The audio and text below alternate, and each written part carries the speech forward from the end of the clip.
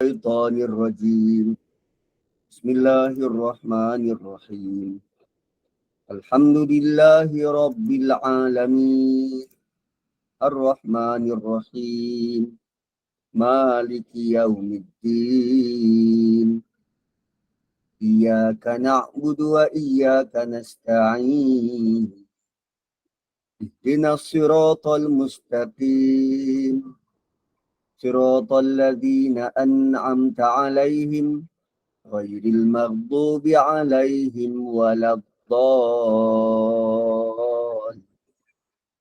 آمين. Amin, amin, amin ya Rabbal Alamin. Moga dengan istiqamah dan duduknya kita dalam halaqah ilmu ini, moga Allah kurniakan keberkatan, kurniakan kerahmatan dan kurniakan kebaikan. Saya dengan penuh ta'zim menyerahkan kepada Al-Fadhil Ustaz. Tafadhal mashkura.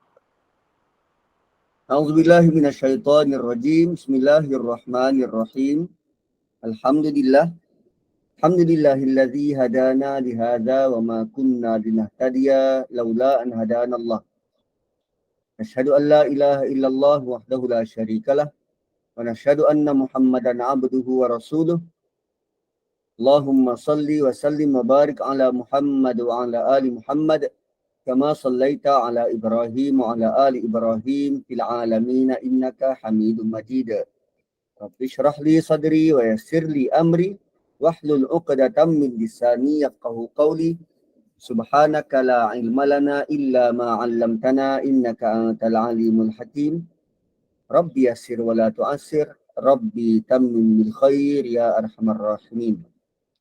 Assalamualaikum warahmatullahi wabarakatuh. Semalam kita belajar tentang satu doa Nabi Ibrahim. Rabbana taqabbal minna. Wahai Tuhan, terimalah dari kami. Rabbana taqabbal minna, terimalah dari kami. Tuan-puan, tentang penerimaan ni benda yang besar. Benda yang besar. Terutamanya bagi mereka-mereka yang sudah berusaha untuk buat benda tu. Kan, kita masak makanan, dahlah berhadapan dengan api. Kemudian dah penat masak, peluh-peluh semua dah hidangkan. Suami tak nak makan. Anak-anak tolak pinggan tu. Walau kita dah rasa, ini level jannah punya makanan ni. Tapi suami tak nak makan. Apa kita rasa? Kalau tak sedap lain cerita. Tapi ni suami tak nak makan. Alasannya apa? Minta maaf lah yang abang, sorry lah abang dah order Grab tadi. Dah makan burger. Wah? Kan? Sebab benda tentang penerimaan ni, dia sampai boleh buat berbunuh tau. Berbunuh. Bab penerimaan ni boleh sampai berbunuh. Dalam surah Ma'idah, Allah bagi tahu cerita antara dua anak Adam. Ibnai dua anak Adam. Idh qarraba qurbanan. Bila mereka berdua mendekatkan, mempersembahkan korban mereka. Fatuqubbila min ahadihima. Seorang diterima dan seorang lagi tak diterima. Kan? Taqabbal minna. Fatuqubbila min ahadihima walam taqabbal minal akhar. Seorang diterima, yang seorang tak diterima.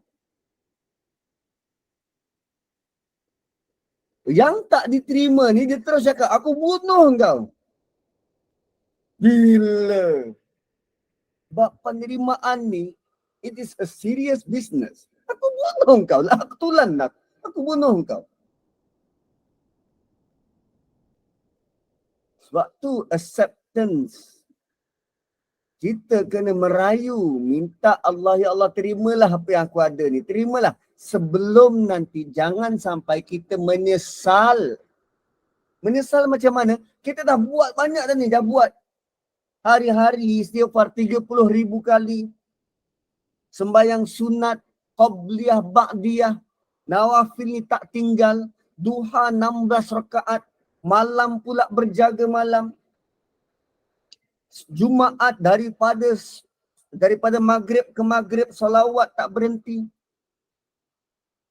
sembahyang, mengaji, sedekah, haji tiap-tiap tahun pergi, umrah tu balik hari. Kita buat sangat banyak benda untuk agama, tapi bila berdiri depan Allah nanti, datang buku, ada tercatat apa yang kita buat, ganjarannya dipertunjukkan. Wah, ini pahala yang kau dapat. Kemudian Allah convert, jadikan segala bentuk ganjaran itu jadi debu. Sebab tidak diterima. Rugi tak? Sangat rugi. Sangat rugi. Sebab tidak diterima. Karena ada orang sembahyang, yang sembahyang tu dicampakkan semula ke muka, sebab tak ada nilai ikhlas, Allah tak terima. Maka kita pun kadang masih meraba-raba ikhlas tu bagaimana. Sementara belum jumpa. Mohonlah, ya Allah, tunjukkan aku macam mana ibadah yang kau terima. Rabbana taqabbal minna. Terimalah apa yang kami buat. Gitu. So agama ini bukan sekadar syok sendiri. Aku buat macam ni kot. Aku buat macam ni kot. Sebab yang menerima siapa? Tuhan. Bukan kita.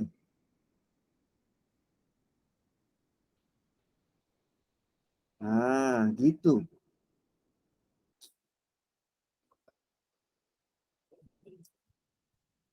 Punya dia tak nak sembahyang. Dia kata, aku tak sembahyang sebab belum ikhlas. Lebih elok sembahyang dan tidak ikhlas kerana chances untuk diterima pun masih terbuka jika kita merayu. Berbanding kalau langsung tak sembahyang, apa yang kau pertaruhkan? Apa yang kau persembahkan pada Tuhan? Tak ada.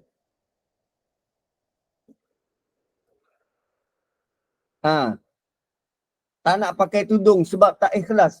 Pakai tudung bukan sebab ikhlas tak ikhlas. Pakai tudung sebab Allah suruh. Nilai pada pandangan Tuhan, kau pakai tudung tu bukan dia punya nilai dapat pahala tu sebab engkau ikhlas. Tak. Engkau dapat pahala sebab Allah suruh. Solat tu engkau dapat pahala sebab Allah suruh.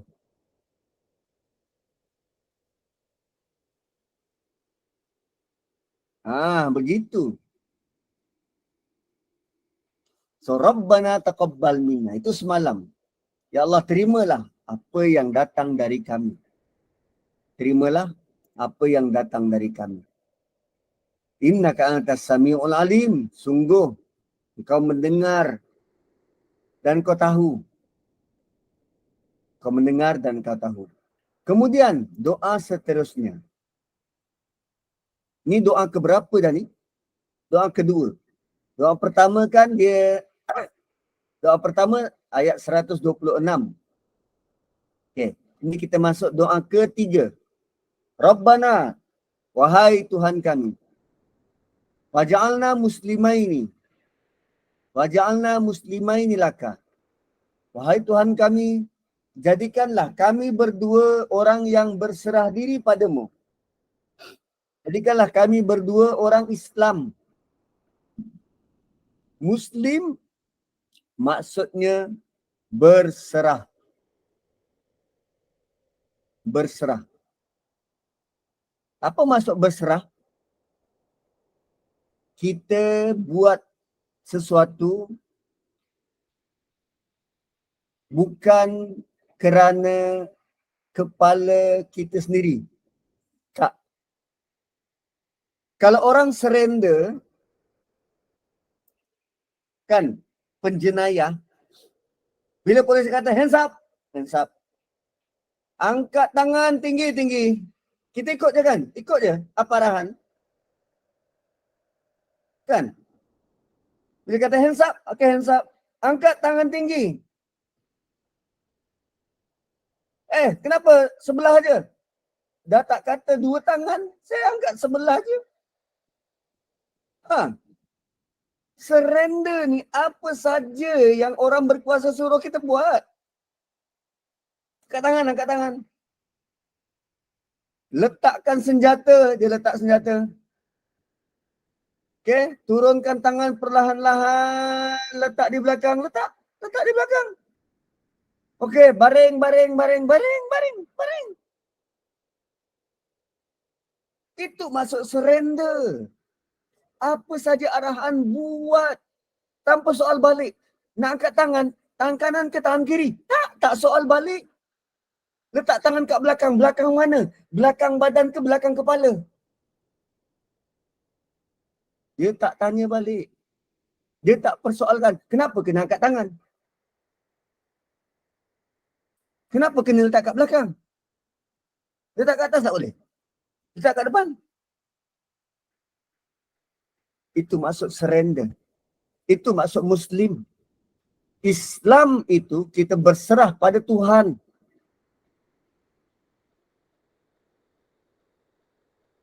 Itu maksud utama Islam. Kita kadang maksud Islam pun kita tak tahu. Kan? Betul ke kita berserah pada Tuhan ni? Betul ke kita surrender pada Tuhan ni? Is it really apa yang kita buat? Pakai tudung pun tak nak, Islam apa? Solat pun tak nak, Islam apa? Apa yang kau serahkan pada Tuhan? Tak ada. Kau tak surrender pun. Tuhan suruh pakai tudung. Kau tak nak buat. Aku tak adalah nak cakap kau bukan Islam. Tapi kau sebenarnya tidak pun berserah diri. Kau pun tidak pun surrender pada Tuhan. Tak. So kau rasa aku ada hak untuk diri aku. Apa hak kau? Islam adalah serahkan semua hak pada Tuhan. Allah berkuasa. Engkau ni hamba.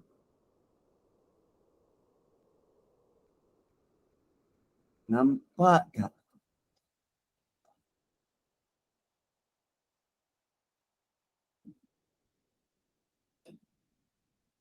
Kita ada tak doa, ya Allah jadikan aku Islam? Tak, kita rasa kita dah faham Islam dan kita rasa kita sudah Islam. Kita tengok Nabi Ibrahim. Dia telah lalui ujian-ujian yang bukan ringan. Dia telah Allah iktiraf, engkau sudah berjaya. Kau berjaya dengan cemerlang. Kau sudah jadi imam. Tapi doa dia tetap dengan tunduk, dengan penuh kerendahan. Ya Allah, jadikan kami berdua Muslim kepadamu. Berserah diri padamu. So konotasi doa macam ni kena masukkan juga dalam doa kita. Ya Allah, jadikan aku Muslim. Ya Allah, jadikan aku Muslim. Muslim yang sebenar. Dan bukan saja jadikan kita Muslim. Wa min zurriyatina ummatan muslimatan lak. Daripada keturunan kami juga Muslim padamu. Kita bukan saja nak selamatkan diri kita, tapi juga zuriat keturunan kita. Nabi Ibrahim punya ingatan pada orang-orang akan datang. Pada kita sangat tinggi, top notch. Tak terbanding dengan orang lain. Dan sifat itu diwarisi oleh Rasulullah sallallahu alaihi wasallam. sifat Nabi Ibrahim yang ingat tentang orang akan datang ni sama dengan Nabi, sama. Malah Rasulullah sallallahu alaihi wasallam sewaktu di mahsyar nanti, ketika Allah nak kurniakan Nabi, ketika sebelum Allah buka untuk timbang amal, kan manusia sudah sudah risah gelisah, terlalu lama menunggu. Minta pada setiap Nabi dan Rasul, setiap Nabi dan Rasul kata nafsi, nafsi. Lalu rombongan ini pergi jumpa dengan Rasulullah sallallahu alaihi wasallam, dan Rasulullah sujud dan berdoa. Dan baginda tak pernah berdoa selama itu dalam sujud. Sehingga Allah suruh bangun. Allah kurniakan kepada Nabi pelbagai nikmat. Dan Allah kata, kau dah puas. Dan Nabi kata, macam mana dengan umat aku? Aku takkan puas selagi setiap umat aku dapat masuk syurga. Nabi orang pertama layak masuk syurga. Tapi Nabi buat keputusan untuk tunggu sampai orang terakhir umat dia masuk syurga. Sebab dia nak pastikan setiap umat dia dapat masuk syurga. Nabi tunggu di setiap hentian. Tunggu di Telaga Kausar. Tunggu di titian sirat. Nabi tunggu setiap dari kita masuk syurga. Nabi nak pastikan setiap dari kita masuk syurga. Nabi tunggu dekat timbang amal. Tengok kalau amal kita tak cukup berat, Nabi letak serban.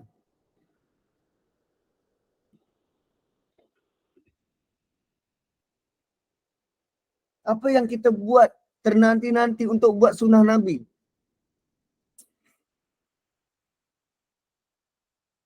Dan ingatan Nabi bukan hanya di dunia tapi sampai ke syurga. Dia punya fikir pasal umat. Setiap malam dia menangis sampai basah janggut.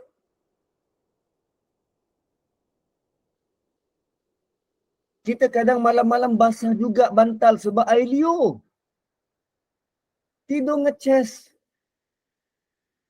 Tapi Nabi sujud nangis. Sampai basah janggut. Janggut kot basah. Nangis. Kita seumur hidup kita berapa kali kita nangis dalam sujud? Berapa kali nangis dalam sujud? Adalah sekali dua kali. Itu pun sebab waktu kita sujud, songkok kita yang mahal tu, songkok kita mahal jatuh. Jadi kita fikirkan, nanti kalau bangun ni orang depan duduk pula penyek. Songkok aku adalah songkok mahal. Nangis. Tertidur dalam sujud. Itu kita.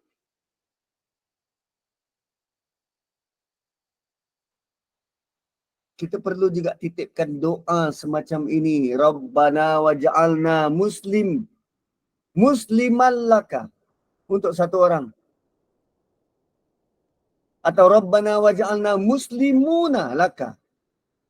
Untuk ramai. Muslimah ini dua orang.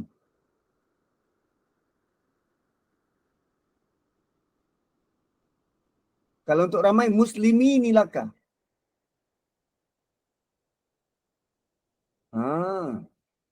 Ya Allah, jadikan kami orang yang benar berserah diri padamu. Dan daripada zuriat keturunan kami.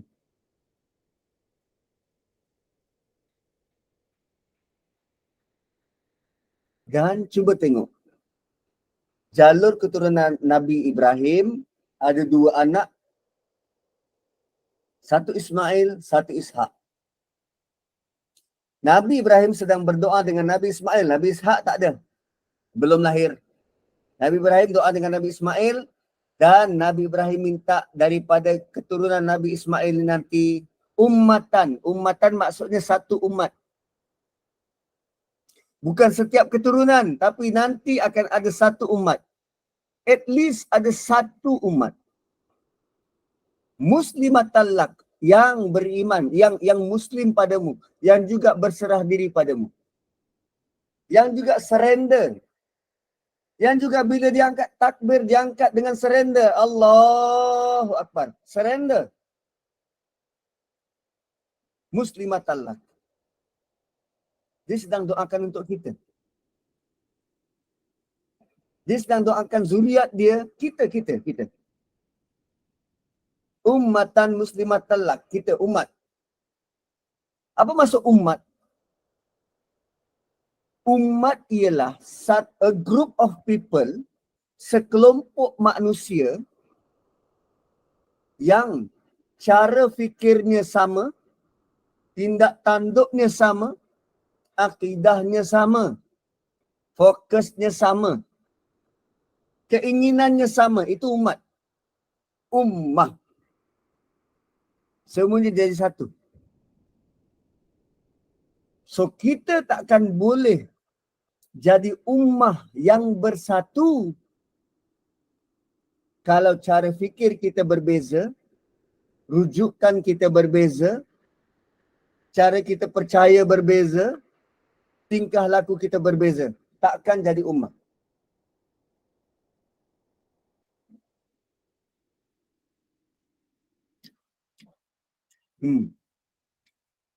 Takkan jadi.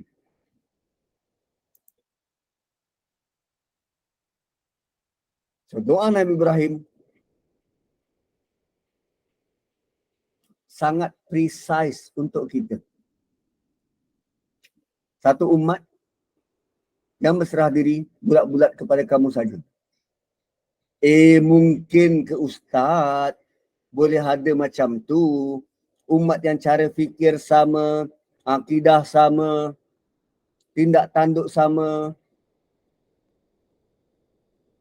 Katalah 93 orang ni nak ditrain untuk jadi satu umat. Okay? Katalah kita semua ni dalam grup ni 93 orang nak dilatih untuk jadi satu umat. Kita setuju lantik Mak Jah jadi ketua. Okay? Bayangkan kita setuju untuk lantik Mak Jah jadi ketua. So setiap individu dalam 92 orang, setiap individu dalam 92 orang meletakkan walak taat setia pada Mak Jah. Tindak tanduk Mak Jah akan dipatuhi dan dituruti kalau Mak Jah selari ikut Quran dan Sunnah.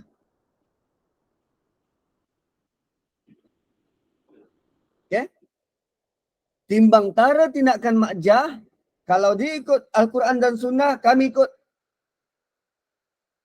seperti seorang imam di depan, makmum dekat belakang. You name it, berapa ramai makmum kat belakang? 2,000, 3,000, Masjid Negara 15,000 makmum kat belakang. Selagi mana imam ikut Quran dan Sunnah, cara solat dia tu ikut Quran dan Sunnah, makmum ikut. Tanpa ada satu individu yang berada di belakang nak mendahului. Itu masuk satu ummah tu. Tanpa ada individu dekat belakang yang merancang untuk, aku ni, ini sembahyang Jumaat ni 2 rakaat je. Aku dah tak banyak masa, aku nak take over, aku nak jadi imam. Ada fikir macam tu. Makmum kat belakang. Aku dah lah saf kelima. Dia duk fikir sepanjang sembahyang dia, macam mana aku nak take over imam tu.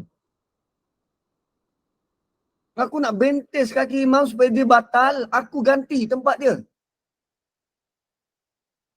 Ada dalam solat kita fikir macam tu. Malah kalau imam tersalah,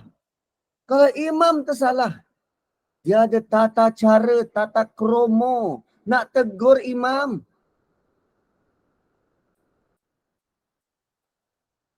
Kan? Dia bukan suka-suka imam baca salah. Loh, macam tu salah. Apa benda imam?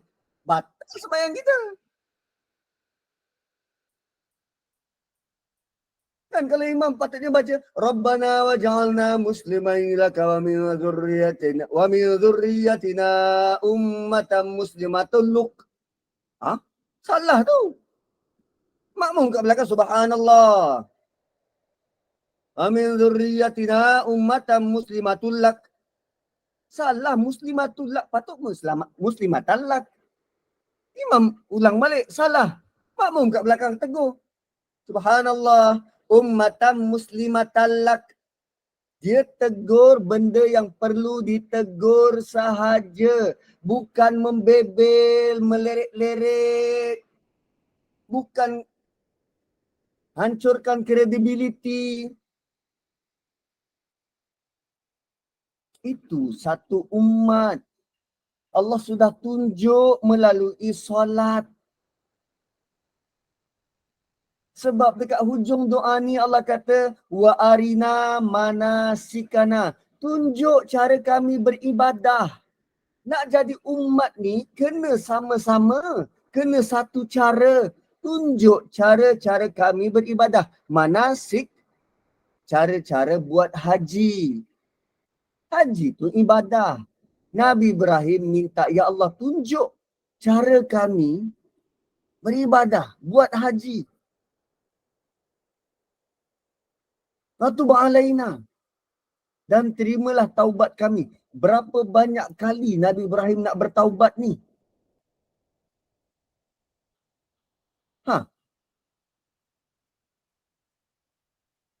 Dia belum buat apa-apa tapi dah bertaubat. Apa ni? Itu perangai Nabi Ibrahim. Boleh jadi dalam permintaan dia yang dia tak tahu mendatangkan dosa. Saat Nabi Nuh pernah minta dan Allah bagi tahu, wala tas'alni ma laisa laka bihi ilm.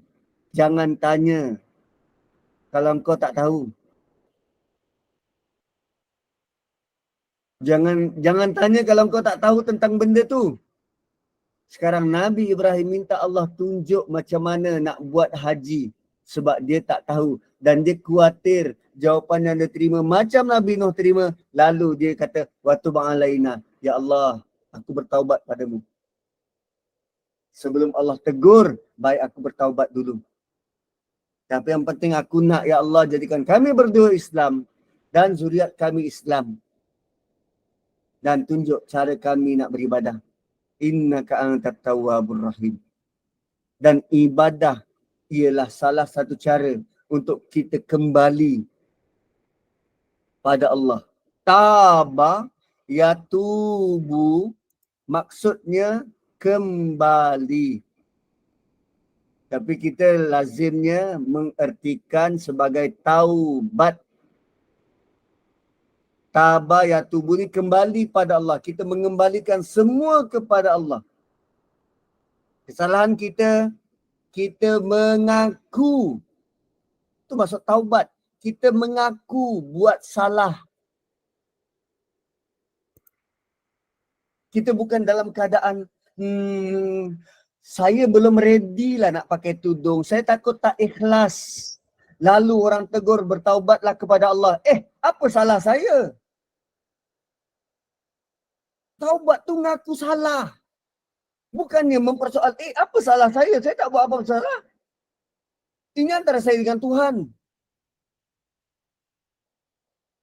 Taubat ni ngaku salah. Ya Allah, aku salah. Betul aku salah. Kan saya dulu istighfar tu apa? Allahumma anta rabbi. Wahai Tuhan, kau lah Tuhanku. Wa ana abduka. Dan aku hamba-Mu. Wa ana ala ahdika. Dan aku tertakluk kepada janji-janjiku. Wa'dika dan janjimu. Mastata'tu, dan aku berjanji untuk buat apa yang aku janji pada engkau. Abu'ulaka bini'amatika alayya. Aku mengaku atas setiap, aku jadi saksi. Abu'ulaka ni, aku mengaku. Dan abu'u juga kata akar kepada taubat ni. Abu ulaka. Aku kembalikan. Aku mengakui segala nikmat yang kau bagi. Wa abu ubi zambi. Dan aku mengaku atas dosa-dosaku. Kau dah bagi nikmat. Aku akui kau yang bagi nikmat. Wa abu ubi zambi. Dan aku mengaku atas dosa dan kelemahanku. Faghfirli. Ampunkan aku. Manusia adalah jenis makhluk yang sangat sukar mengaku salah. Sangat susah. Dan Allah berbangga bagi mereka yang mengaku salah. Satu, melazimi taubat. Allah sangat suka.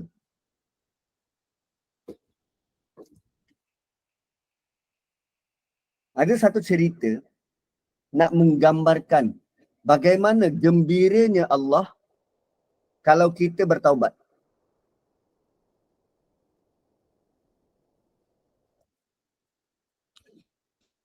Sebelum tu, saya nak bagi gambaran juga.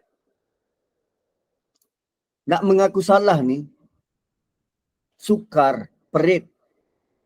Sebab dia akan mendatangkan rasa malu, rasa rasa tak guna, macam-macam rasa. Terutamanya antara kita dengan pasangan, saya dengan isteri, kan isteri dengan suami. Rasa macam, aku dah lah tadi tinggi-tinggi suara, rupanya aku salah. Kan? Contoh macam kita suruh isteri kita, yang tolong ambilkan abang punya necktie tu. Necktie kelabu. Lepas tu dia masuk bilik, cari-cari necktie kelabu. Mana ada kelabu bang? Abang ada biru yang hijau je. Kelabu, mana ada kelabu? Kita dengan confident, necktie kelabu tu lah. Necktie kelabu yang dekat almari tu, kat dalam tu. Isteri kita pergi, dia patah balik. Mana ada bang, biru dengan hijau je. Hei awak ni, kita dah mula tinggi suara. Orang kata kelabu lah. Bila saya masuk dalam bilik, saya tengok ternyata hanya ada biru dan hijau. Kelabu tak ada. Tapi tadi dah malu alah kan? Sanggup tak kita minta maaf? Oh yang, abang minta maaf lah yang. Abang teremosi pula. Mungkin datang bulan kot. Yang itu secara berseluruh. Tak. Taubat ialah, ya yang abang salah. Abang benar-benar minta maaf yang. Untuk ucap tu sangat sukar. Kita cuma cover dengan, minta maaf lah abang datang bulan lah begitu dan begitu. Ya, tak. Tapi benar-benar mengakui salah. Itu yang sukar. So, bila Nabi Ibrahim sebut tentang wa tub alaina, ampunkan kami dan terimalah taubat kami. Itu adalah pernyataan yang besar dari seorang Nabi. Dan nak tanya, Nabi ni bukan level dia maksum ke? Dia buat dosa apa? Nabi ni maksum kot. Ada dosa ke? Mana ada? Nabi Ibrahim buat dosa apa?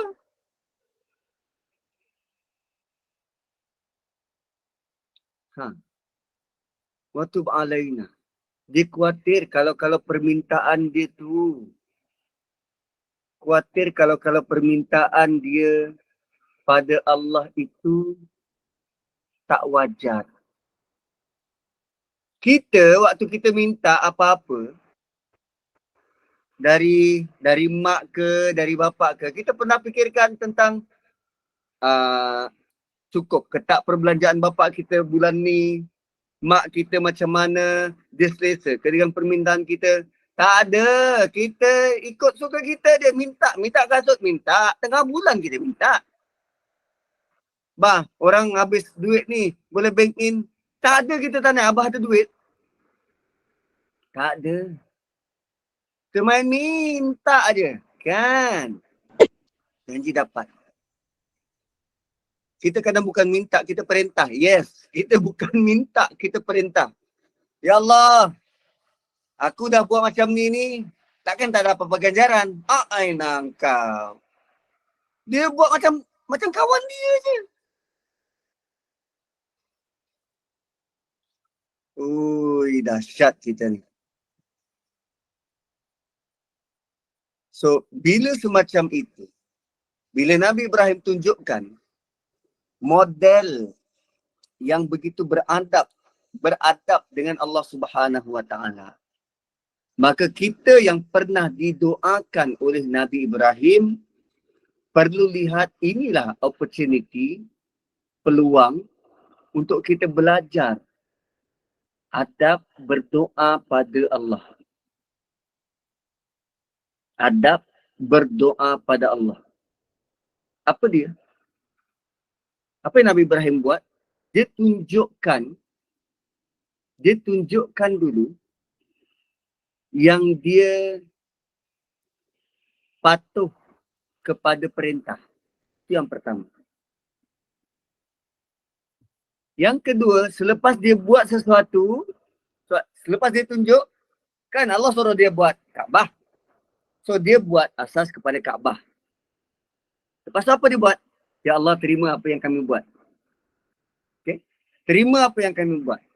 Next, apa dia buat? Ya Allah, kami nak ni. Jadikan kami begini, jadikan kami Muslim, jadikan kami berserah diri padamu dan keturunan kami. By the way, ya Allah, kami mohon ampun, kami minta maaf. Mula-mula dia buat dulu perintah Allah, kemudian dia minta Allah terima apa yang dia buat, kemudian baru dia bagi tahu apa yang dia nak. Kemudian dia sisipi dengan ya Allah, kami bertaubat. Mana tahu apa yang kami nak ni tidak seperti yang kau nak. Atau bang lainah innaka antat tawwabur rahim.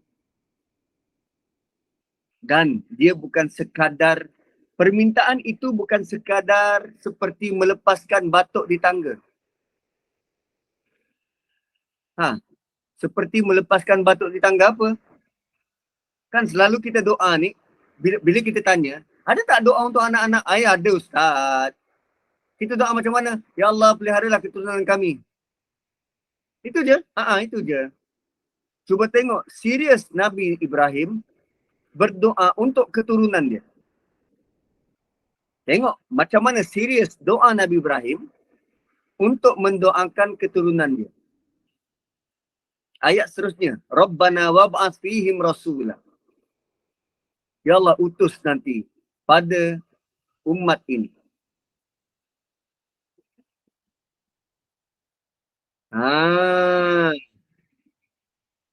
Ya Allah, engkau utus nanti pada umat ini. Oh, sebelum tu ada satu benda yang penting tentang taubat ni. Sebab bila kita berdoa, kadang kita bukan doa sorang-sorang je lah kah, imam masjid negara. Kenalah doa ramai-ramai. Jadi bila kerap kita berdoa minta ampun, bertaubat, akan ada makhluk, syaitan ke orang ke yang kata tak payahlah kau minta ampun sekarang. Nanti kan kau buat benda yang sama juga, berdosa juga. Jangan terpedaya dengan bisikan macam tu.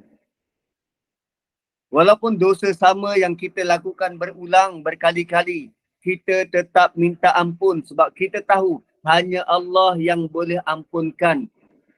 Berdasarkan doa ini, berdasarkan apa Nabi Ibrahim buat, Nabi Ibrahim tak ada dosa. Tapi Nabi Ibrahim tahu Allah terima taubat. Allah Maha menerima taubat. Itu yang penting. Jangan terpedaya.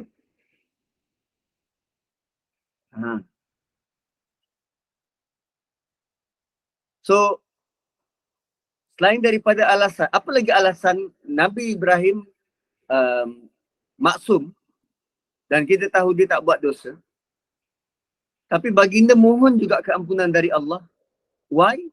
Sebab jikalau apa yang baginda buat itu tak cukup atau tak lengkap seperti yang Allah nak, maka doa minta keampunan itu melengkapi.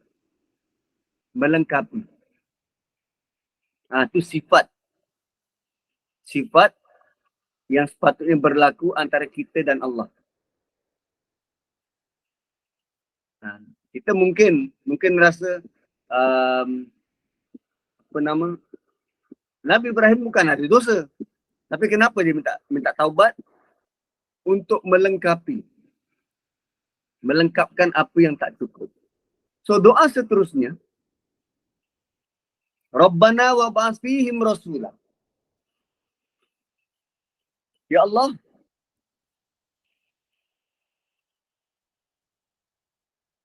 Allah, utus pada kaum itu nanti. Wa ba'ath, lantik. Al-ba'thu maksudnya lantik atau bangkitkan. Kan kita bangkit dari kubur, yaumul ba'ath. Bangkit, lantik, utuskan. Dan ba'thu juga dalam bentuk meninggikan kedudukan. Begitu. So Rabbana wa ba'ath fihim. Ya Allah, pada umat ini nanti, ni seriusnya Nabi Ibrahim doa untuk kita. Kita doakan untuk anak kita macam mana? Sekadar ya Allah pelihara anak aku. Macam tu je ke? Atau kita nak dia benda yang lebih spesifik? Seperti mana Nabi Ibrahim minta benda yang lebih spesifik tentang kita. Ya Allah, utus pada umat ini nanti. Bangkitkan pada umat ini nanti. Rasulam minhum. Satu orang utusan dalam kalangan mereka. Kenapa dalam kalangan mereka? Yang boleh bercakap, berinteraksi pada laras bahasa mereka juga. Sebab dia pernah menyaksikan ada satu kaum yang Rasul itu bukan dalam kalangan mereka. Rasul itu orang luar dan kaum itu tak nak ikut cakap Rasul tu. Sehingga ke tahap mereka buat jenayah. Mereka buat dosa. Mereka buat kemungkaran yang tak pernah dibuat oleh makhluk lain, manusia lain sebelum dari mereka. Kaum siapa? Kaum Nabi Lut. Lut adalah anak saudara Nabi Ibrahim. Satu doa Nabi Ibrahim menjadi spesifik. Ya Allah, aku nak Rasul tu dalam kalangan mereka, ya Allah. Aku tak nak seperti kaum Lut ni. Lut bukannya bangsa Sodom and Gomorrah, bukan. Lut orang luar.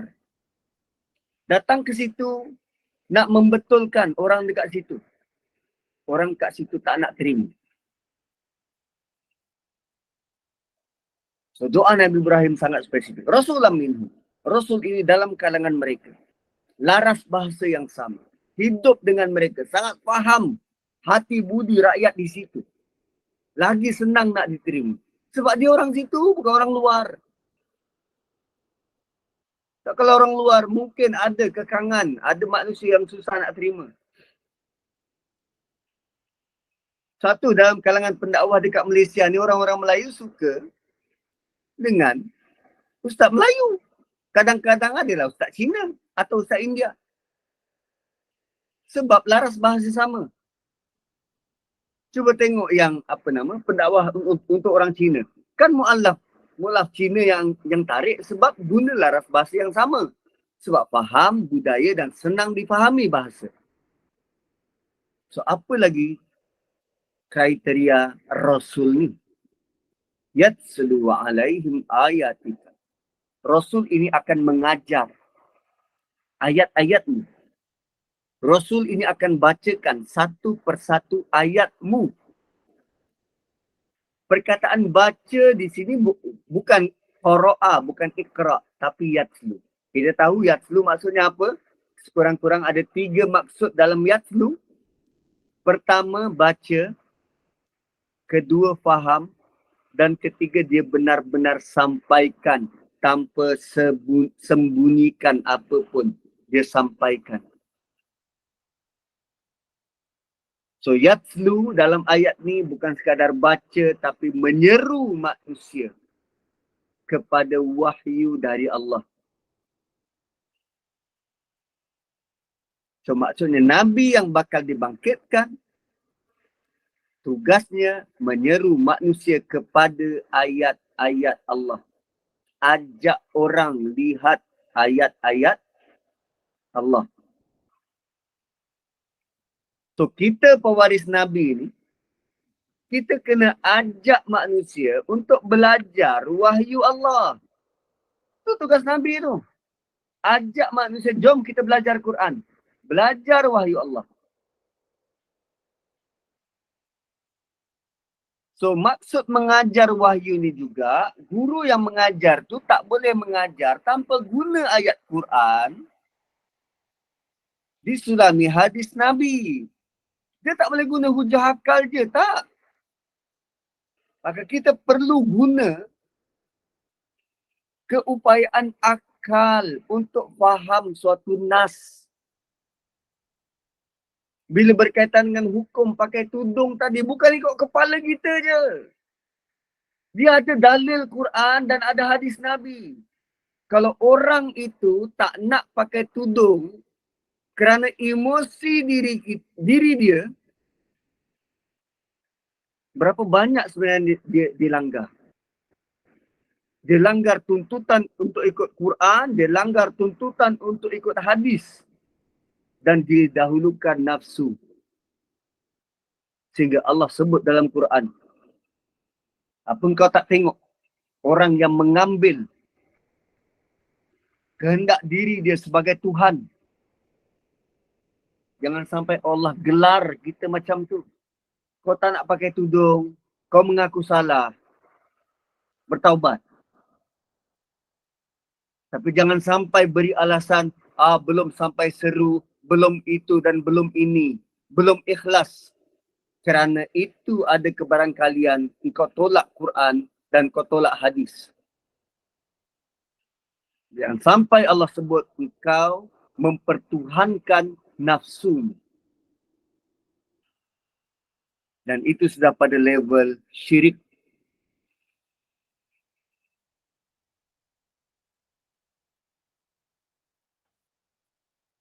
Mendahulukan nafsu berbanding tuntutan Quran.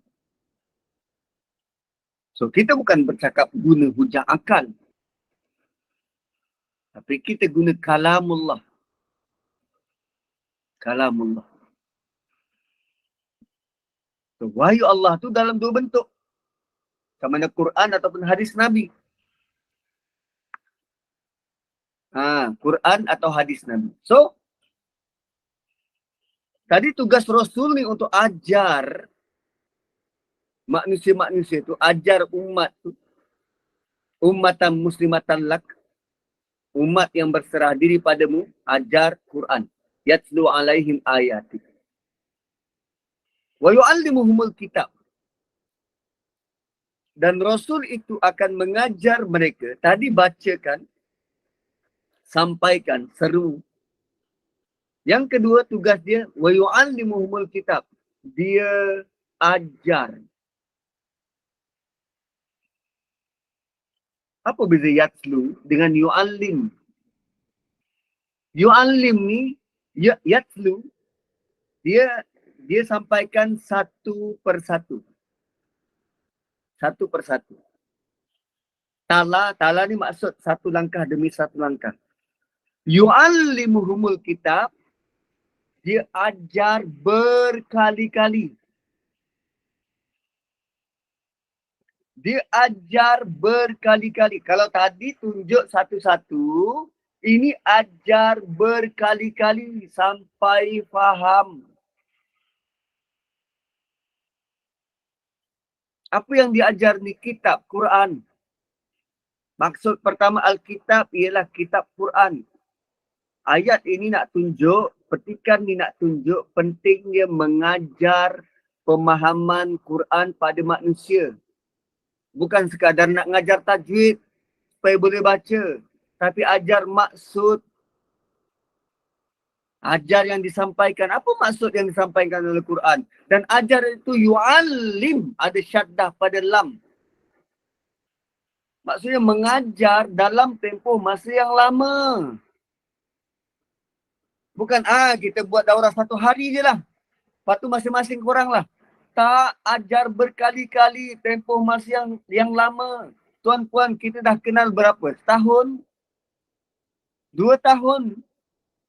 Dalam ilmu online macam ni. Lama. Nak belajar Quran ni lama. Bukan sekejap.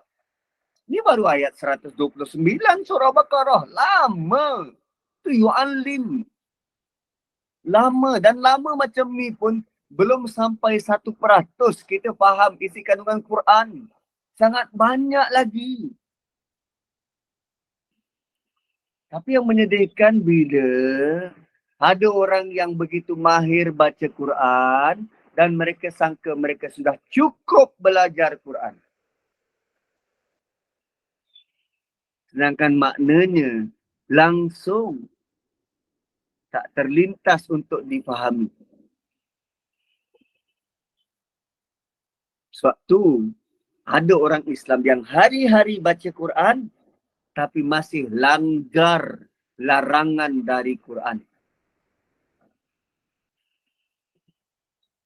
Selamba mereka langgar ayat Quran walaupun mereka baru lepas baca.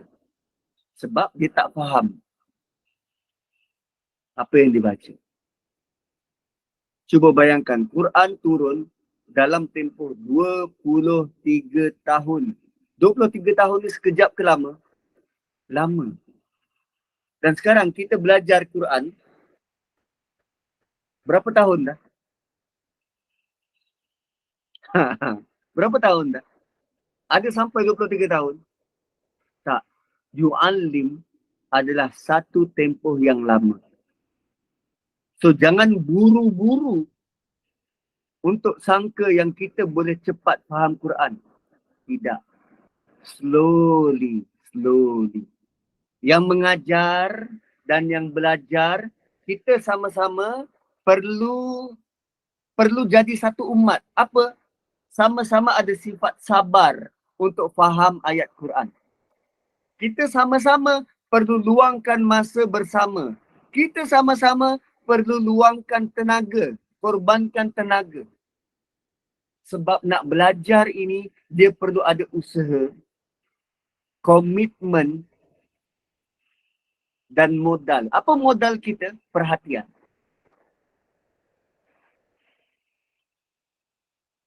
Dan kitab juga bermaksud peraturan. Undang-undang. Kalau tadi mula-mula diajarkan Quran tu satu persatu, yatslu alaihim ayati, ajar ayat-ayat, kemudian Nabi akan mengajar tentang peraturan dan undang-undang. Alkitab, peraturan dan undang-undang. So nak mengajar peraturan dan undang-undang ni, cuba tanya. Tak payah tanya lah, saya tanya isteri saya nanti. Yang best ke belajar undang-undang ni yang? Undang-undang ni subjek dry, tuan-puan. Kering. Mana boleh buat lawak-lawak undang-undang ni? Ngantuk. Kan? Tak tahu kalau tengok ayat ni. Wa yu'allimuhumul kitaba wal hikmah. Kitab dan hikmah tu digandingkan. Allah tak kata wa yu'allimuhumul kitab wa yu'allimuhumul hikmah. Tak. Wa yu'allimuhumul kitaba wal hikmah.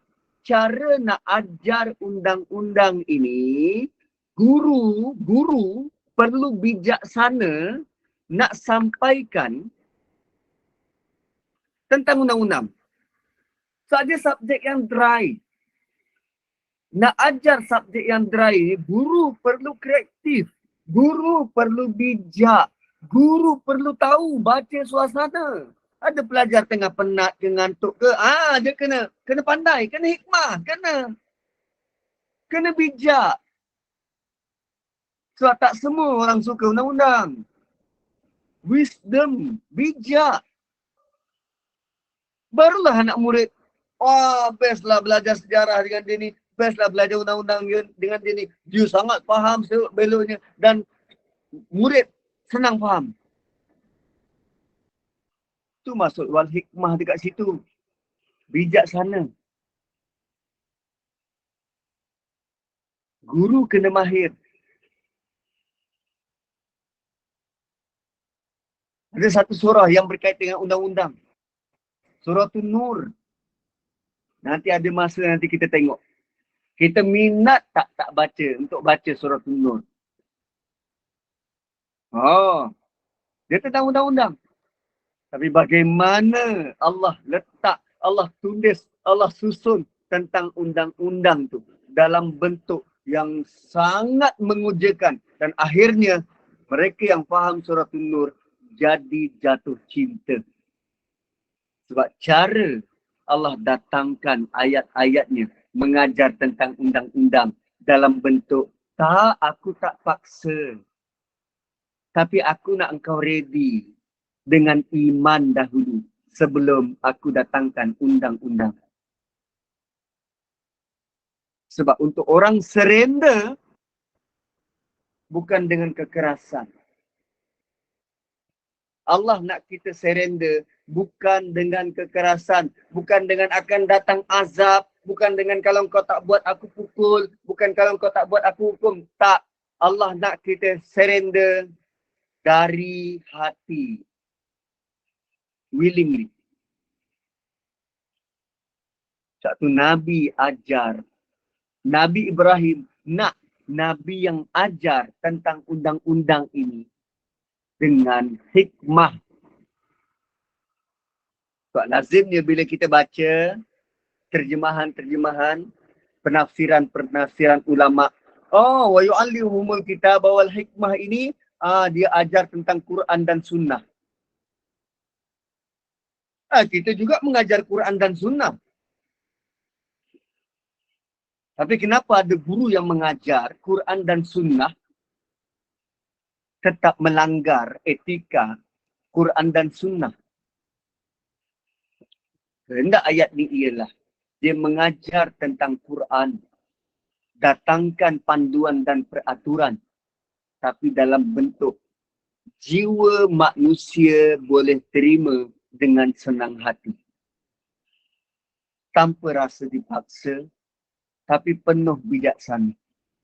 Itu yang hilang dalam ruh kita nak berdakwah.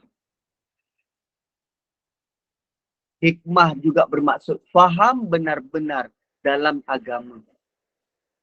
Dan ia bukan suatu yang datang dengan cepat. Dia perlu yu'alim. Belajar, dapatkan pengalaman, mengajar, dapatkan pengalaman. Kalau anda selesa dengan cara saya mengajar, tuan-puan, saya mula mengajar bukan saya punya rekod untuk mengajar. Saya mula mengajar dengan mengajar anak-anak kafah.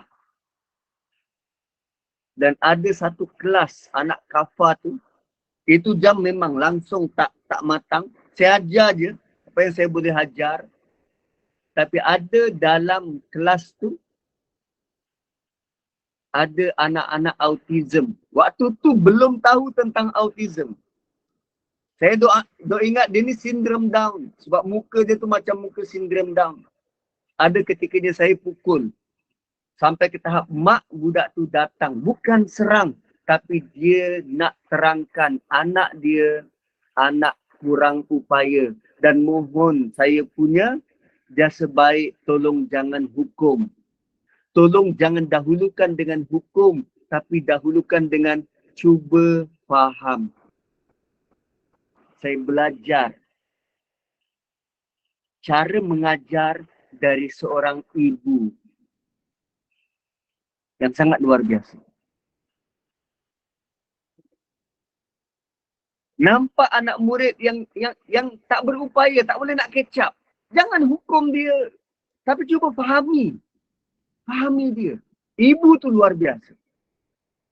Saya mula mengajar tu.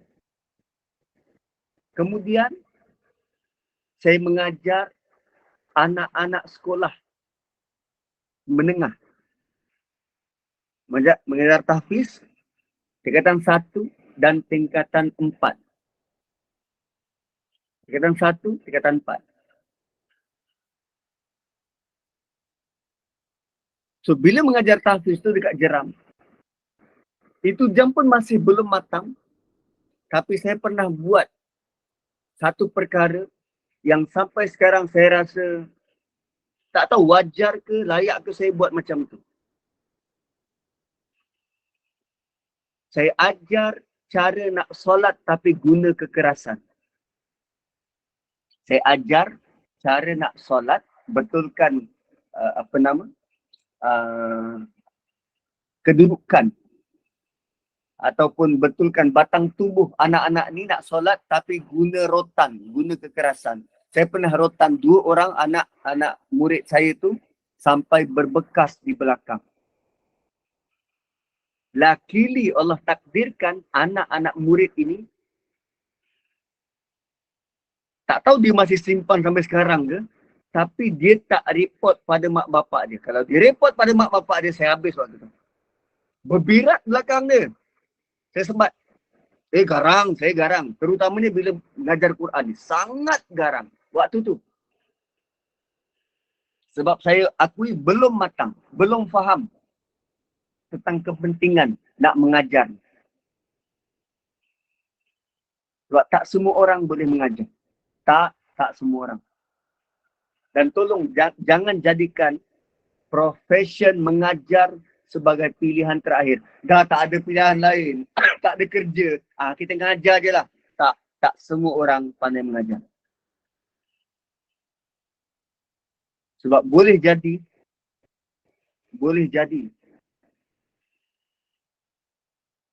kerana kita mengajar orang lain lebih jauh dari agama.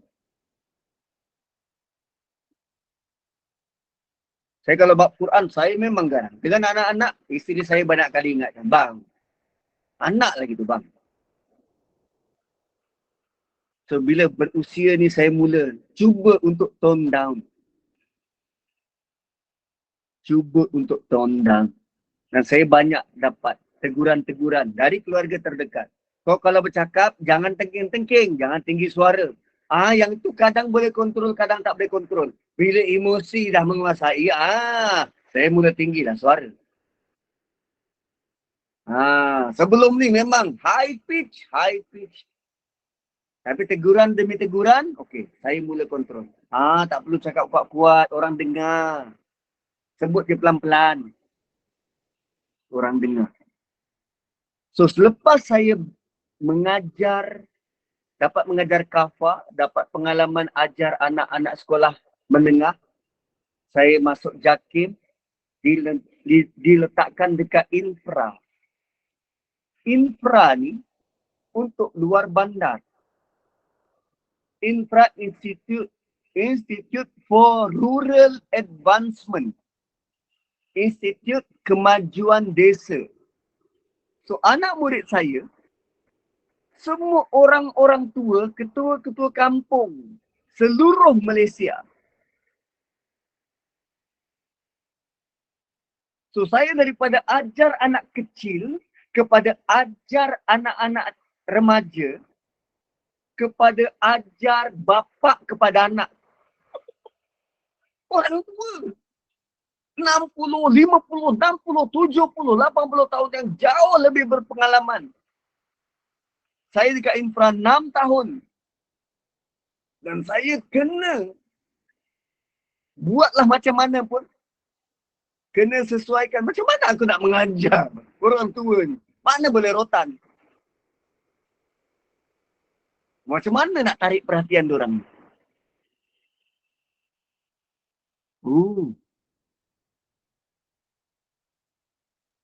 Kemudian, itu satu hal. Dan waktu dekat infra, sekali kuliah at least 2 jam. Kuliah bersemuka ni at least 2 jam.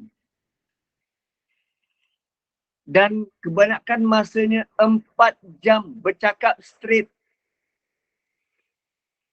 Satu bila kadang tuan-puan minta saya kuliah 2 jam, saya sudah puas bercakap 2 jam. Sejam cukuplah.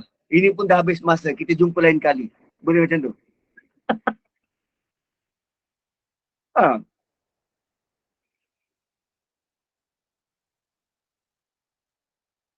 Dan mengajar ni tuan-puan, saya suka sebab saya boleh berinteraksi ikut cara saya. Ha. Waktu mengajar, saya boleh berinteraksi ikut cara saya. Dan bila, itu dah 6 tahun, bila masuk JAKIB, saya masuk komunikasi korporat. Dan bila PKP hari itu, kita mula belajar bagaimana nak menyampaikan secara online. So, lazimnya saya mengajar bersemuka.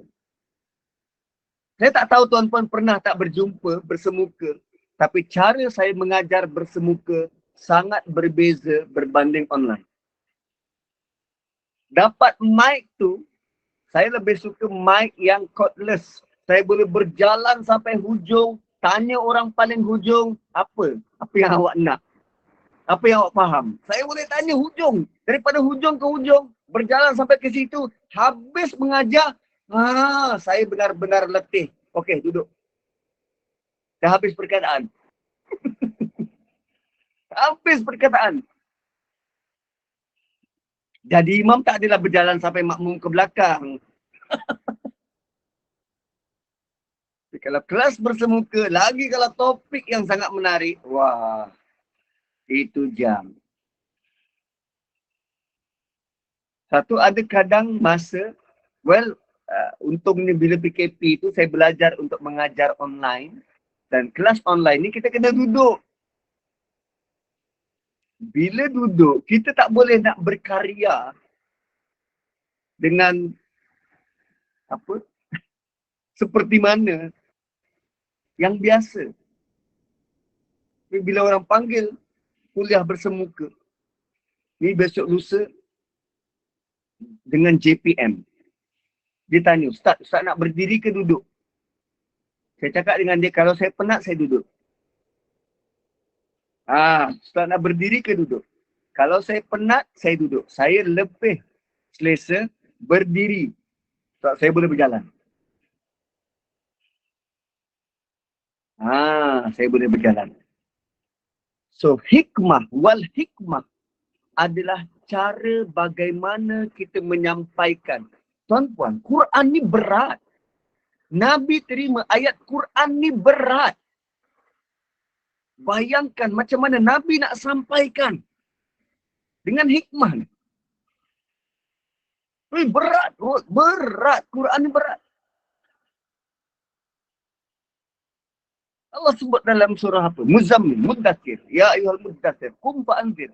Wa rabbaka fakabbir, wa thiyabaka fatahhir, warrujza fahjur, wala tamnun tastakthir. Dan saya boleh break bila-bila masa. Sebab itu kod kemahiran. Kemahiran yang dibina.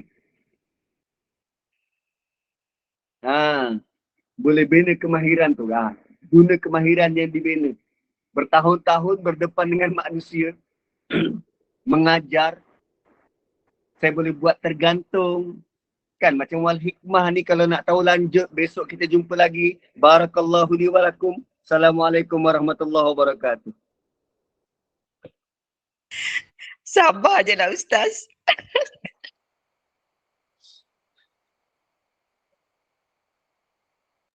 Moderator hilang Ustaz. Tengah kat peak tu kita boleh terus berhenti je. Ada.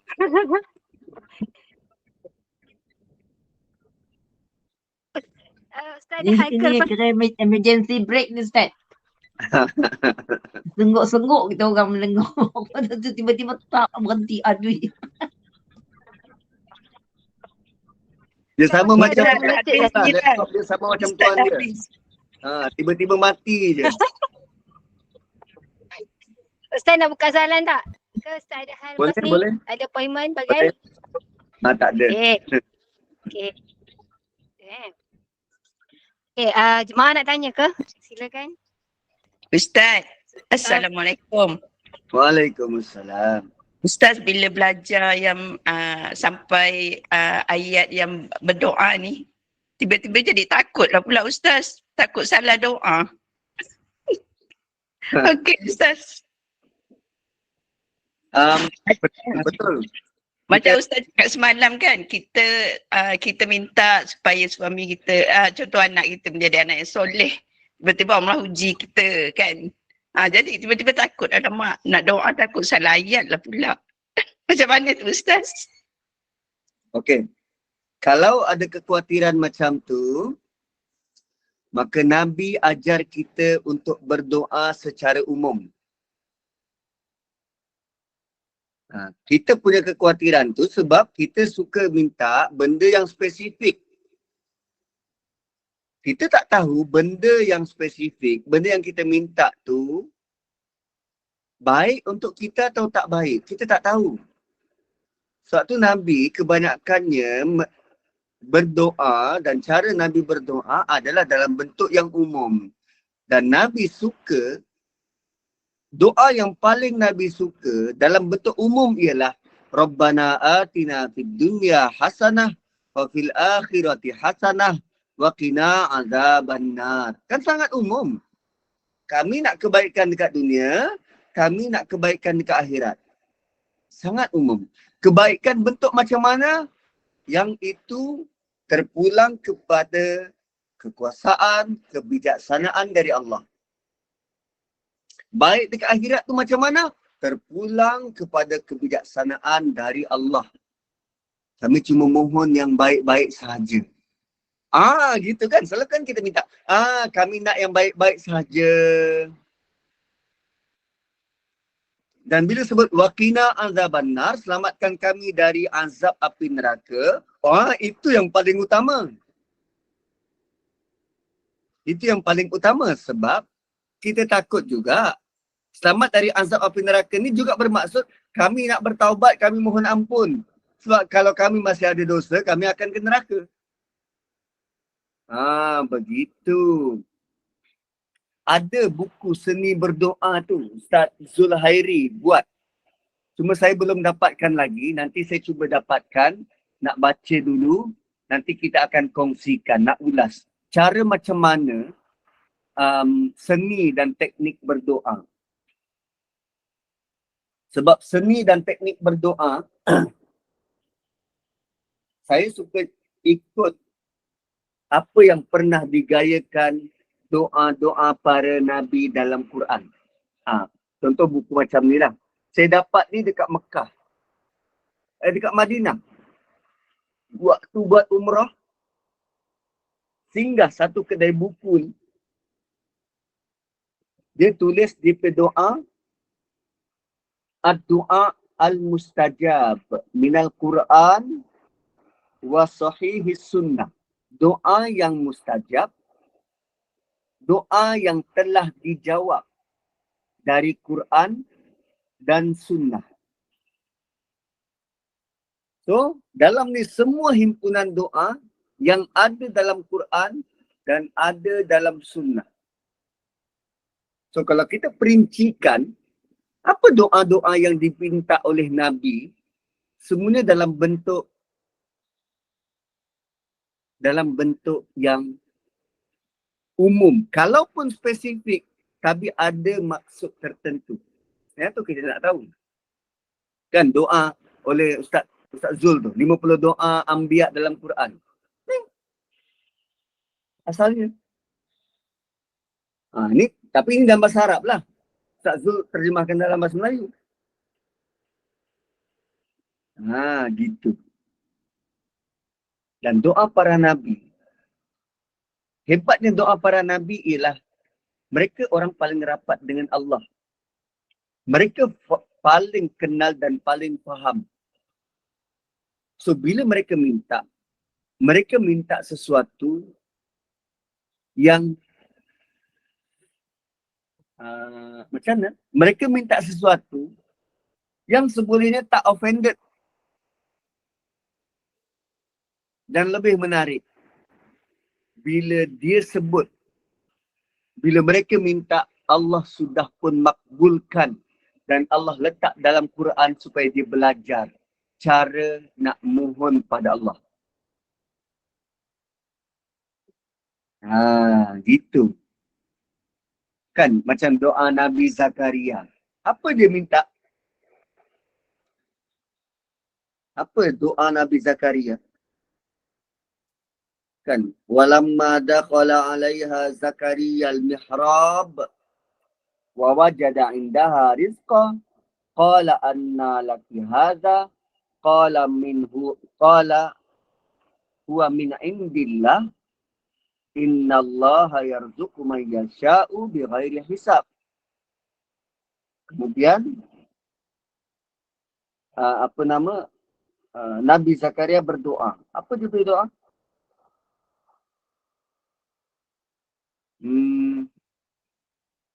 Qala rabbi habli min ladunka dzurriyyatan thayyibah innaka sami'ud du'a. Itu kan? Itu doa. Ya, mana? Alhamdulillah. Rabbi habli min ladunka dzurriyyatan thayyibah innaka sami'ud du'a. Ya Allah, hadiahkan pada aku daripada sisimu zuriat yang baik. Kita tengok di kalimah tu. Kalimah yang Nabi Zakaria pilih untuk berdoa. Dia minta anak. Tapi cara dia doa, ya Allah, hadiahkan pada aku. Kenapa dia sebut habli? Kenapa dia guna perkataan habli? Kenapa dia kata hadiahkan? Sebab habli ni, kata akar dia hubbun. Hubbun ni cinta. Hubbun ni cinta. Ya Allah, kalau kau nak bagi aku ni, engkau bagi waktu engkau paling redha pada aku. Bukan waktu engkau marah. Bukan waktu aku tengah buat salah kau bagi. Tak. Waktu kau paling redha. Aku mungkin sepanjang hidup aku ni ada waktu kau marah, aku minta ampun. Ada waktu engkau redha. Waktu tu kau bagi. Waktu kau tengah suka aku. Rabbi habli min ladunka, dan yang engkau bagi ni suatu yang istimewa dari engkau, bukan yang kebanyakan, tak, yang sangat istimewa, yang paling dekat, min ladunka, yang special dari engkau. Apa? Zurriyah. Zuriat ni bukan semata-mata anak, tapi keturunan. Boleh jadi anak saudara. Boleh jadi anak cucu. Cucu. So bila kita kata, ya Allah, aku nak anak. Anak dari siapa? Anak dari aku lah. Tapi adakah kita memandang anak saudara itu sebagai anak kita? Kita pandang tak cucu saudara itu sebagai cucu kita? Selalu yang kita gambarkan, anak tu anak kita lah, bukan anak orang lain, anak kita. Bila kita duk rasa anak tu kita punya, bila kita tak ada anak, sedangkan adik kita ada anak, maka kita rasa itu bukan anak kita, itu anak adik kita. Sedangkan perkataan zurriyah ialah anak cucu daripada keturunan adik-beradik keluarga kita. Dan zurriyah thayyibah, kita bukan nak sembarangan anak. Tapi kita ada anak yang ada unsur-unsur kebaikan. Thayyibah. Boleh je Allah datangkan anak lahir isteri kita, anak lahir isteri meninggal. Boleh. Atau anak lahir autism. Boleh. kita nak anak itu penuh dengan kebaikan. Cuba tengok doa para nabi ni. Dia bukan sembarangan je doa. Tapi dia nak sesuatu yang benar-benar valuable, benar-benar bernilai dari sisi Allah. Dan ditutup doa tu, innaka sami'ud du'a. Engkau mendengar doa. Ya Allah, selama ni aku tak ada anak.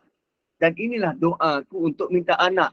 Dan aku tahu selama ni kau dengar doa aku. Aku tidak pernah kata, kenapa aku berdoa bertahun-tahun dah. Nabi Zakaria waktu umur 80 tahun.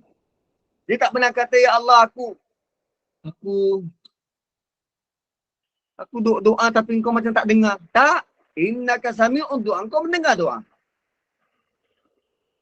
Penuh yakin kau mendengar doa. Itu cara teknik berdoa ni. Bila lihat doa para nabi, kita rasa speechless. Sangat kagum dengan cara mereka menyusun ayat, minta pada Allah dan memohon, berharap tu dengan penuh sedar apa yang aku minta. Bukan sekadar sebut. Tak. Itu level Nabi, minta pada Allah. Sedangkan kita, kadang kita pun tak sedar apa yang kita minta. Main sebut saja. Tapi tak perasan apa yang kita minta. Wallahu alam, dah pukul 10. Mana tahu belum mandi, kita nak mandi. Atau siapa yang belum makan, kita nak makan. Kan? Bernilai tak? Bernilai. Wallahu alam. Boleh tanya lagi ke Ustaz? Boleh. Kita tengah makan santai. Okey Ustaz. Sikit. Semalam Ustaz cakap pasal Aku ada kaya kurma, kan? korang tak ada kan? Nampak harapan orang ada-ada. Korang mana ada? Aku ada kurma. Kurma pula. Anggur. Ustaz ni kurma dengan anggur pun dah boleh.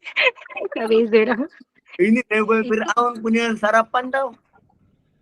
Anggur. Orang have je Ustaz. Nak makan macam ni. Astaghfirullahaladzim. Hebat, Ustaz, okey Ustaz. sikit Ustaz. Apa buah?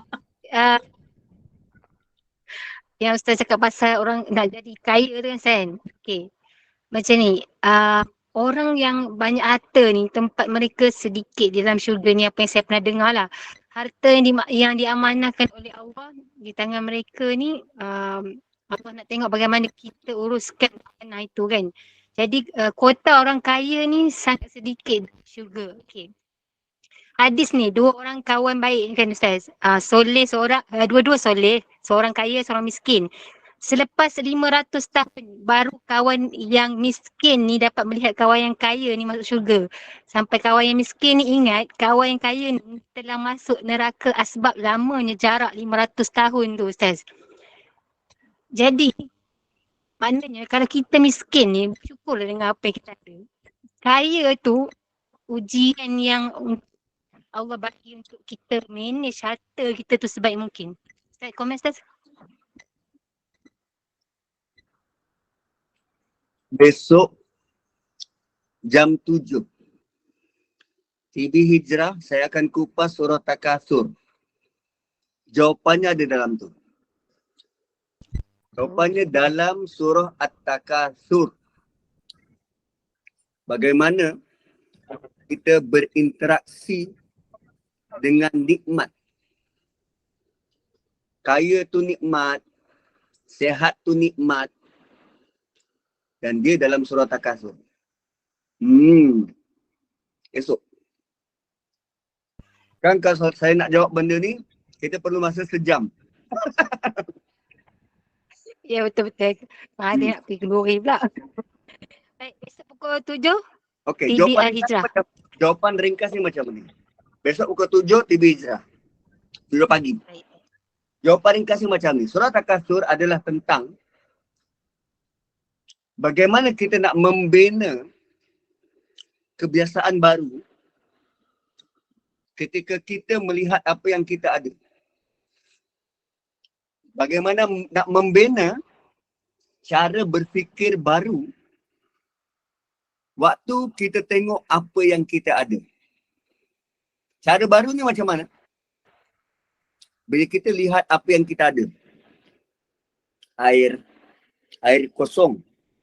Tengok apa yang saya ada untuk breakfast. Air kosong, air kopi, apa ni? Roti, sandwich dengan telur, anggur. Banyak tak? Banyak.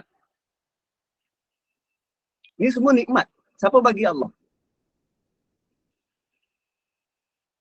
Apa yang kita perlu fikir ialah, macam mana kalau Allah tanya nanti nikmat ni? Kau dapat nikmat macam ni, apa yang kau buat? Kau habiskan tanpa membazir?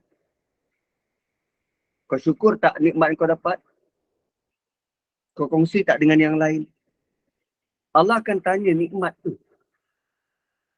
Bila kita ada nikmat, first thing first yang kita perlu fikir ialah, Allah akan tanya nikmat ni. Allah akan tanya nikmat ni. Kalau aku tak uruskan dengan baik, apa aku nak jawab? So dapat nikmat perkara pertama yang kita kena buat. Aku akan ditanya. Allah akan tanya aku nikmat ni. Apa aku kena buat? Aku kena bersyukur, aku kena kongsi, aku kena berpada-pada, aku tak boleh membazir. Macam-macam. Macam-macam kita kena jawab soalan tu sendiri. Aku kena buat apa dengan nikmat ni? What I'm gonna to do? Aku perlu banding dengan orang lain ke? Atau nikmat aku dapat ni tak puas, aku kena nak lagi dan nak lagi dan nak lagi? Aku akan kena tanya. Nikmat ni. Nikmat kereta, nikmat handsome, tanpa batasan ni. Aku kena tanya ni nikmat ni. Aku dapat nikmat suara, dapat nikmat kepandaian, dapat nikmat tu isteri yang baik. Aku akan kena tanya nikmat ni. Apa aku nak jawab? Sebelum aku jawab, aku kena buat sesuatu.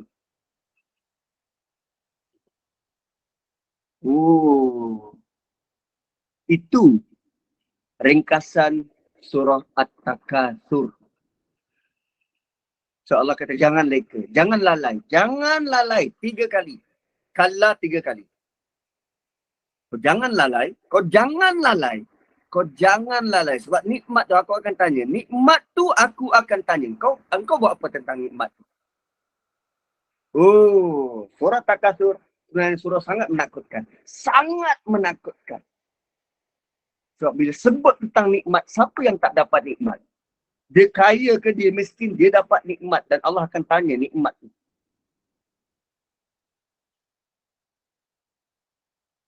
So kita bila baca surah Takatsur, kesan dia kita takkan tergamak nak buat perbandingan. Aku lebih hebat, aku lebih handsome, anak aku lebih pandai. Kita takkan tergamak nak buat perbandingan. Sebab semua itu Allah akan tanya. Dan kita yang akan jawab. Bukan orang lain. Kita akan jawab. Wallahu a'lam. Dah jom. Kita pergi jalan-jalan ke mana-mana ke esok pergi. Okay, setelah kita tutup lah. InsyaAllah dah lebih masa. Ustaz bagi ni pun dah Alhamdulillah. Ya Allah. Jazakumullah khairan jazak Ustaz di atas perkongsian ilmu yang sangat-sangat bermanfaat. Rasanya banyak sangat kita dapat ilmu hari ni. Mudah-mudahan bermanfaat untuk kita. Mudah-mudahan barakah. Mudah-mudahan Allah kurniakan limpah rahmat kepada kita. Terima kasih kepada tim Gemenur Iman, sahabat-sahabat pencinta ilmu yang mengimarahkan kuliah kita istiqamah dengan majlis ilmu. Alhamdulillah walaupun di hujung minggu masih duduk dalam halaqah ilmu. Alhamdulillah. Sikit ibahan Ustaz. Pada pukul 8.15 kuliah maghrib hari ini bersama dengan Al-Fadil Ustaz Ahmad Syafi'i bin Johan dengan kunci menjiwai kalam Tuhan. Jadi teruskanlah bersama-sama dengan Gemenur Iman dengan kuliah yang telah disediakan. Jadi saya mewakili Gemenur Iman memohon maaf sekiranya ada sebarang kekurangan dan kesilapan. Yang baik itu datang daripada Allah, yang tidak baik dan kelemahan itu daripada kami sendiri. Terima kasih banyak Ustaz sebab lanjut masa selalu. InsyaAllah. Sangat suka. Allah Akbar. Sebagai menutup majlis, mohon Farid Ustaz untuk membacakan kafarah dan surat Al. Saya sudahi dengan wabillahi taufiq wa hidayah. Wassalamualaikum warahmatullahi wabarakatuh. Subhanakallahumma bihamdik nashhadu an la ilaha illa anta wa nastaghfiruka wa natubu ilaik wal asri innal insana lafi khusr illa alladhina amanu wa amilus solihat wa tawasaw bil haqqi wa tawasaw bis sabr. Assalamualaikum warahmatullahi wabarakatuh.